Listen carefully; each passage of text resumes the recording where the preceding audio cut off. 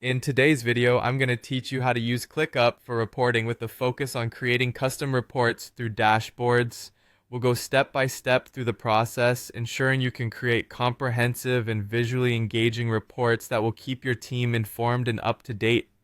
First, you'll want to begin by heading over to ClickUp. If you haven't logged in yet, make sure to click on the login button.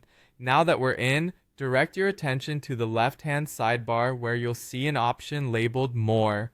Click on that and look for the dashboard feature. This is where the magic happens in crafting your visual reports. Once you're in the dashboard section, you'll see an option to create a dashboard. Click on it and you'll be presented with several templates. For this tutorial, we're going to take a hands-on approach by starting from scratch, so go ahead and select that option. This allows for greater flexibility and ensures your dashboard will meet the specific needs of your project or team. Next, you'll see an option labeled Task List.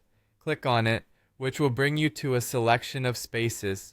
Here, you need to choose the space relevant to the report you are creating. This ensures your dashboard pulls in all the necessary data pertinent to your project. Now it's time to add some functionality to your dashboard by clicking on Add Card. This is where you can start pulling data into your custom report. Depending on what kind of information you need, you can drag and resize widgets to arrange them into a clean and logical layout.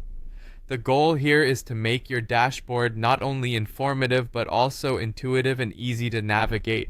If you need to represent data visually, such as tasks by assignee, you might want to choose a different card type, like a pie chart, from the Add Card options. You have great freedom here to tailor what's shown to your precise requirements. Take your time customizing the content and layout to ensure it aligns perfectly with your team's needs. After customizing your widgets and organizing your data, don't forget to click Add Card again if you need to include multiple dashboards within your project. This flexibility allows you to have various reports or data visualizations all in one organized place.